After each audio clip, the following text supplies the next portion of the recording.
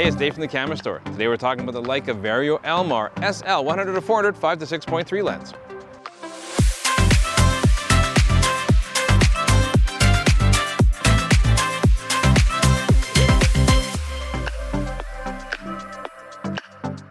This is it. This is the Leica Vario-Elmar 100-400 5-6.3 lens. Now, if you're running the Panasonic or the Leica L-Mount, you're going to want to check out this lens. It's a great focal length for shooting wildlife. So you come down to the Calgary Zoo. There's a lot to get into with this lens. So let's get into the zoo and check it out.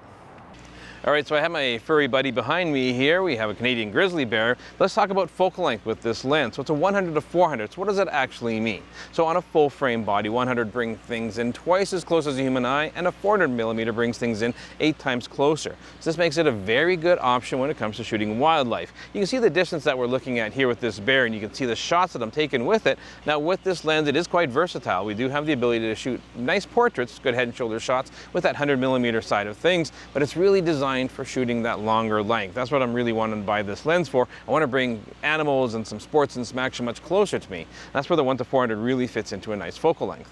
Now when I first get my hands on a lens, it's really nice to sort of get a feel for what the lens is all about, and I have to admit, Leica makes some very sexy optics. I mean, not just internally, which we'll talk about in a minute here, but the outside of this lens is very sleek, very minimal controls, so much so that there's no actual buttons or controls on the lens except for the focus and the zoom ring. So the lens itself is very minimal. I do have a really nice big ring here for doing my manual focus if I choose to do that, but the zoom ring, which I'm using a lot today, is great because it only has about a 90-degree throw from 100-400. So that makes it very easy and convenient if I want to reframe my shot from sort of wide to narrow with this 1-400. Now the other thing that looks really impressive, and I haven't seen on a lot of other cameras, is the way this tripod socket is put in. Now this tripod foot is pretty interesting because it's very shallow distance between that and the lens. You can't get your fingers in between it like you can with most lenses. Now it's interesting because it keeps the whole camera a little more low profile if I put it onto a tripod. Now it is removable and it is Arca-Swiss compatible, which I really appreciate. I think all lenses that have a tripod collar should make them Arca-Swiss compatible. I don't know why some don't still. I do like when I am rotating the lens on a tripod, there are some increments every 45 degrees so I can lock it in if I want to be a little more precise with that and it's not just sort of at my discretion. Now this lens does come in at about 3 pounds, very comparable with the other ones on the market. It sports an 82mm filter thread on the front, and it does come supplied with the hood, which somebody forgot today. I won't name names, Drew, but take a look at this B-roll and you can see what that lens looks like. Now overall, I am impressed with the build quality of this lens as to be expected with a lens of this price point, especially sporting the Leica moniker. Now when it comes to the focus performance of this lens, it is acquiring focus very quickly. Now what I am finding is that at the zoo here, we're not shooting anything that's terribly aggressive when it comes to autofocus. And the camera can easily keep up with a sleeping bear. So it's not a problem with that at all, but it does acquire focus very quickly. Take a look at our wall test here and you can sort of see what to expect when shooting with the S5 II from Panasonic, which has the most advanced autofocus system that Panasonic has to offer in the L system with its added phase detect.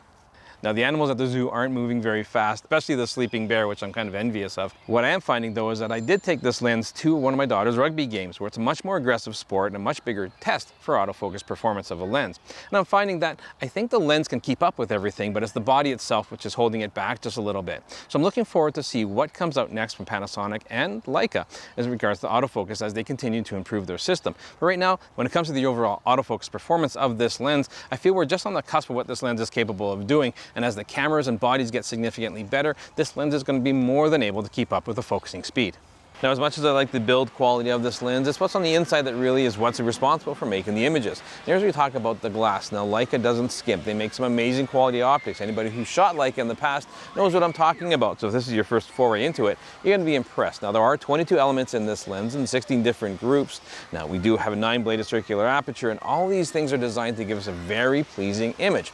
Now, what I like about this lens is that wide open at f5, I'm getting some amazing quality images edge to edge. But even if I stop things down, I'm not getting any sharper. It's staying pretty much the same. Take a look at our wall test here when we're shooting with a much higher resolution S1R, and you can see that the corner sharpness is fantastic both at 100 and at 400. Now the creamy background bokeh that we're looking for is not going to be there as much because it is a 5-6.3 lens. However, it does produce a very sort of natural looking bokeh. I do find also the sun stars I'm being able to create with this lens are very natural looking, but they're not as distinguished, which is okay because it's really what I'm finding is Leica is trying to recreate what the human eye sees as much as possible. And it really shows. Now the other thing too, we also have beam stabilization in this lens that we can control through the body. And that means on a lens of this nature, I can certainly help salvage some of these shots at a little more suspect shutter speeds. The other thing I'm very impressed with this lens is the lack of chromatic aberration. The fact that it can deal with that high contrast scene so well with no color shift is very impressive. Overall, when it comes to the image quality of this lens, I'm not disappointed in any way, shape, or form. It's not just overall sharpness, but the character of this lens. We actually have some character. It looks more natural than I've seen some other optics. These days, we're seeing lenses that are becoming more and more clinical, and a little less character. And Leica has a very good balance of incredible sharpness, but good character to go with it. All right, we had a lot of fun shooting at the zoo today. However, it was an absolute zoo, both as far as the animals go and the amount of people that were there today. So there's no quiet spaces at all. We had to step away. We went to a nice little park not too far away from the zoo to do our conclusion here in our last couple talking points. So overall, what do I think about this lens? Well, I really appreciate the design that Leica has come up with.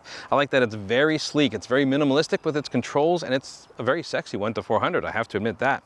I do like that the tripod collar is actually very close to the lens. As I'm holding it and cradling it when I'm using the zoom, I'm not having to extend my hand out much further like some other lenses are, where that tripod foot has a lot more space to it. Now, I have got my fingers caught in here once or twice, so just be careful of that when you're using it. But it's the image quality I want to talk about, and that's what I'm ultimately going for when I come to a lens like this.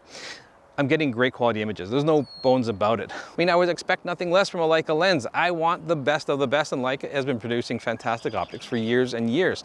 This lens is no different. At 100 or at 400, the image quality is fantastic. And even if you stop it down a little bit, you don't really gain any image quality. The image stabilization certainly helps with those low suspect shutter speeds and the basically void of all chromatic aberration. And what I do appreciate is that Leica has kept the price of this lens to $3,000 Canadian, which is a value when it comes to the Leica world. But even amongst other 100-400s or 100-500s in this category, this is a pretty good value in a lens. So if you've invested in the L-Mount Alliance and are running L-series glass on either Panasonic or Leica camera, you're going to really appreciate what this lens has to offer. We don't have a ton of options in that 1-400 range or that telephoto when it comes to that. So this is a fantastic option that's easy to carry around. It's not overly heavy, very well designed, but overall the image quality is what we're looking for, and this lens certainly delivers. I of course want to know what you guys think of this lens. Do you own one, and what are your experiences with this lens like? Make sure you leave comments down below. Follow us both on Instagram, and please subscribe, hit the notification bell, and we'll catch you again next time.